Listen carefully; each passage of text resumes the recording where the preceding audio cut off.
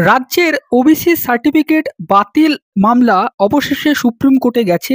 রাজ্য সরকার সুপ্রিম কোর্টে পিটিশন দাখিল করেছে এবং সেই পিটিশনের পরিপ্রেক্ষিতে আমরা দেখতে পাচ্ছি যে আগামী 5ই আগস্ট মহামান্য চিফ জাস্টিসের বেঞ্চে কিন্তু এই মামলাটির শুনানি রয়েছে।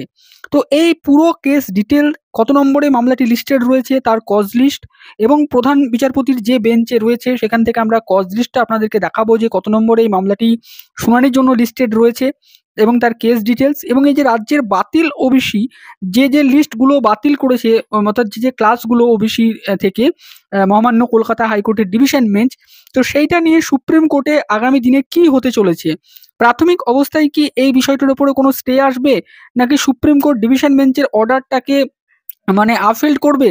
তো কি হতে চলেছে আগামী দিন সেইটাও নিয়েও আমরা ছোট্ট করে এই ভিডিওতে আলোচনা করব।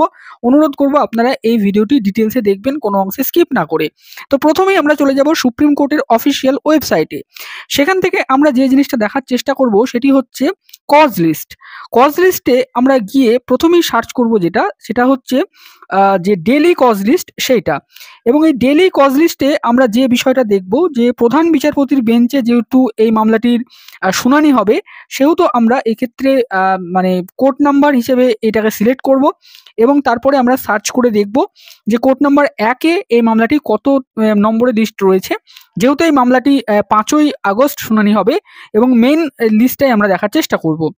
তো দেখুন এই কজ লিস্ট আমরা বার করলাম। এটা হচ্ছে daily cause list for dated মানে 5/8/2024 তারিখের এটা কজ লিস্ট। তো এই কজ লিস্টে আমরা দেখার চেষ্টা করব চিফ জাস্টিস তিনি রয়েছেন এই বেঞ্চে, honourable the chief justice honourable mister justice JB. Pardiwala এবং অনারেবল মিস্টার জাস্টিস মনোজ মিশ্র স্যারের এই যে 3 জাজ বেঞ্চ, এই বেঞ্চে সকাল 10:30 থেকে হিয়ারিং শুরু হবে এবং এখানে মিসলেনিয়াস হিয়ারিং বলে লেখা রয়েছে, সিরিয়াল নাম্বার 1 করে দেওয়া রয়েছে। তো ওবিসি সংক্রান্ত যে মামলাটি সেইটি মূলত রয়েছে 12 নম্বর সিরিয়ালে। এখানে দেখতে পাচ্ছেন আপনারা 12 নম্বর সিরিয়ালে কেস নাম্বার, এখানে একটা ডায়েরি নাম্বার দেওয়া রয়েছে 27/287/2024।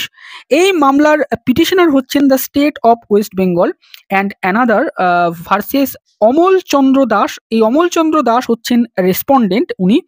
তো এই মামলার এবার আমরা কেস স্ট্যাটাসটা দেখার চেষ্টা করবো। অর্থাৎ 12 নম্বর সিরিয়ালে এই মামলাটি 5ই আগস্ট শুনানির জন্য রয়েছে চিফ জাস্টিসের বেঞ্চে।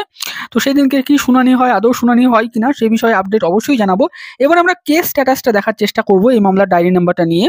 তো যদি আমরা সুপ্রিম কোর্টের অফিসিয়াল ওয়েবসাইট থেকে এই মামলার কেস স্ট্যাটাসটা দেখার চেষ্টা করি তাহলে যেটা ওপেন হচ্ছে দেখুন diary number 27/287/2024। The state of West Bengal এই মামলার হচ্ছে পিটিশনার এবং অমল চন্দ্র দাস উনি হচ্ছেন এই মামলার রেসপন্ডেন্ট। তো এই মামলার ডায়েরি নাম্বার জেনারেট হয়ে গেছে এবং যে কেস নাম্বারে এখানে দেখুন এসএলপি নাম্বার সেটা ভেরিফাইড হয়েছে 31/7/2024 তারিখে। স্ট্যাটাস দেখুন এখন পেন্ডিং দেখাচ্ছে এবং এক্ষেত্রে দেখাচ্ছে দেখুন অনারেবল দ্য চিফ জাস্টিসের বেঞ্চে এই মামলাটি 12 নম্বর সিরিয়ালে রয়েছে 5ই আগস্টের জন্য। এবং দেখুন এখানে tentatively case may be listed on বলে দেওয়া রয়েছে কম্পিউটার জেনারেটেড ডেট 5/8/2024 তারিখে এই মামলাটি টেন্টেটিভলি লিস্টেড রয়েছে কম্পিউটার জেনারেটেড ডেট। তো এবং সেটা কজ লিস্টও এসছে, কজ লিস্টটাও আপনাদেরকে দেখালাম যে প্রধান বিচারপতির কজ লিস্টে 5 তারিখের এই মামলাটি কিন্তু 12 নম্বর সিরিয়ালি মিসলেনিয়াস হিয়ারিং হিসেবে কিন্তু রয়েছে। এখন দেখার বিষয় সেদিনকে কি হিয়ারিং হয়। এবার একটি গুরুত্বপূর্ণ বিষয় যে এই যে কলকাতা হাইকোর্টের ডিভিশন বেঞ্চ যে জাজমেন্টটা দিয়েছেন যে রাজ্যের কিছু ওবিসি তালিকা বা কিছু ওবিসি শ্রেণী তাদেরকে বাদ দিতে বলেছে। তো সেই বাদ দেওয়ার ফলে মূলত 66টা ওবিসি ক্লাস মূলত রয়েছে, বাকি প্রায় সব ওবিসি ক্লাসগুলোকেই বাদ দিতে বলেছে ডিভিশন বেঞ্চ মহামান্য। তো সেই অর্ডারটা কি হয় সুপ্রিম কোর্টে গিয়ে, এটাই হচ্ছে মূল প্রশ্ন। যেহেতু এই মামলাটি বা এই অর্ডারটিকে চ্যালেঞ্জ করে বা জাজমেন্টটাকে চ্যালেঞ্জ করে রাজ্য সরকার সুপ্রিম কোর্টে গেছেন, তো রাজ্য সরকার মূলত তারা কি বলেন, তারা অ্যাকচুয়ালি কি বলতে চান। মূলত এটা ডিভিশন বেঞ্চে যে জাজমেন্টটা খুব বিস্তৃত এবং খুব সুন্দরভাবে ব্যাখ্যা করা হয়েছে যে কেন এই ওবিসি শ্রেণীগুলোকে বাতিল করেছে ডিভিশন বেঞ্চ, কেন রাজ্য সরকার প্রপার সার্ভে করেনি বা এই নানান বিষয়গুলোকে তুলে রেখে কিন্তু করা হয়েছে। এবং বাতিল করার পরেও ডিভিশন বেঞ্চ থেকে একটি বিষয় বলা হয়েছিল যে রাজ্য সরকার আবার ফার্দার এই ক্লাসগুলোকে ইনক্লুড করতে পারে, কিন্তু তার জন্য যে প্রপার প্রসেসটা রয়েছে সেই প্রপার প্রসেসটা রাজ্য সরকারকে মেনটেন করে কাজগুলো করতে হবে। তো সেই প্রপার প্রসেসের মধ্য দিয়ে রাজ্য সরকারকে যেতে হবে এবং রাজ্য সরকার একটা যে আইন চেঞ্জ করে এনেছিল সেই আইনটাকেও বাতিল করেছে মহামান্য ডিভিশন বেঞ্চ।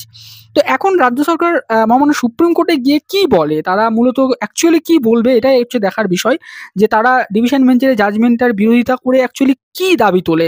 প্রথমে তো তারা একটা ইন্টারিম স্টে অর্ডার চাইবেই যে এই মামলায় যাতে করে একটা স্টে দেওয়া হয়, একটা স্থগিতাদেশ দেওয়া হয় এবং তারপরে তারা এই মামলাটার বিরুদ্ধে গিয়ে অর্থাৎ এই মামলার জাজমেন্টের বিরুদ্ধে গিয়ে যে জাজমেন্টটা মহামান্য ডিভিশন বেঞ্চ থেকে দেওয়া হয়েছে সেই ডিভিশন বেঞ্চে যে মানে জাজমেন্টের বিরুদ্ধে তারা কি অ্যাকচুয়ালি দাবি তোলে।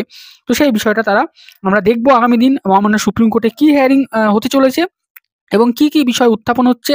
আপাততভাবে প্রাথমিক হিয়ারিং এর পরে কোনো স্টে আসছে কিনা ওবিসি সার্টিফিকেট বাতিল মামলায়, যেটা রাজ্য সরকারের ওবিসি লিস্টের বহু শ্রেণীকে বাতিল করেছিল মহামান্য কলকাতা হাইকোর্টের ডিভিশন বেঞ্চ। তো তার ফলে মহামান্য সুপ্রিম কোর্ট সেটা কি করে সেটা আমরা দেখব। তো এই ওবিসি নিয়ে আপডেটটা ছিল, সেটা শেয়ার করলাম।